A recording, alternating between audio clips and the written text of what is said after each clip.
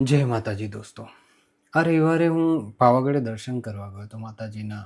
પણ રસ્તામાં જ્યારે મેં પ્લાસ્ટિકનો કચરો, પાણીની બોટલો, પડીકીઓ ખાઈને પિચકારી મારેલી જોઈ, મને ખરેખર બહુ જ દુઃખ. મારે માત્ર એટલું પૂછવું છે કે શું તમારા ઘરને પણ આવી રીતે જ ગંદુ નાખો છો? ત્યાં ગમે ત્યાં પિચકારી મારો છો, ગમે ત્યાં ફેંકો છો? ખરેખર તમારે ઘર પણ આવું જ હોય છે? જ્યારે તમે તમારી કુળદેવીના મંદિરે, માં ભવાનીના દરબારમાં દર્શન કરવા જાઓ છો, આ પવિત્ર સ્થળ છે, એને ગંદુ કરતા તમને શરમ ન આવી? ગમે ત્યાં પડીકી ખાઈને ફેંકી દેવી, પિચકારી મારવી, પ્લાસ્ટિકની બોટલો રસ્તા વચ્ચે ફેંકી દેવી, આ કઈ પ્રકારની ભક્તિ છે?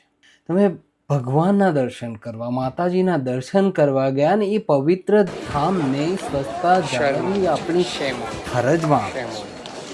ખરેખર મને આ દ્રશ્ય જોઈને બહુ જ દુઃખ થયું. મારી તો સરકારને નમ્ર વિનંતી છે કે આ મુદ્દે તાત્કાલિક કડક કાર્યવાહી કરવામાં આવે.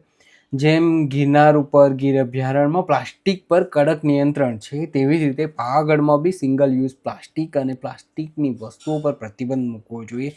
ગેટ પર ચેક કર્યા વગર અંદર એન્ટર જ ના કરવા જોઈએ. જેવી રીતે પાન પડીકી કે કોઈ પણ ગુટકાની આવી વસ્તુઓને આવા ધામ પર લઈ જવાની સખ્ત મનાઈ થવી જોઈએ.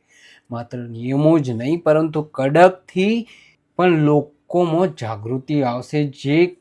જે કોઈ આવા સ્થળ પર કચરો ફેંકતો કે પ્લાસ્ટિકની બેદરકારીપૂર્વક ઉપયોગ કરતો ઝડપાય તો તેની પાસેથી મને તો લાગે છે કે વધારામાં વધારે 10,000 થી 25,000 સુધીનો દંડ વસૂલ કરવો જોઈએ. કદાચ ત્યારે જ લોકોને પોતાની જવાબદારીનો અહેસાસ થશે, ત્યારે જ સમજશે.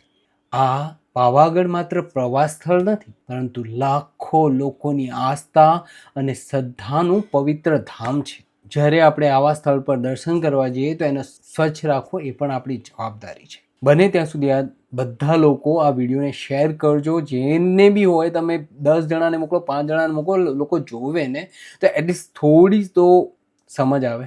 જય માતાજી.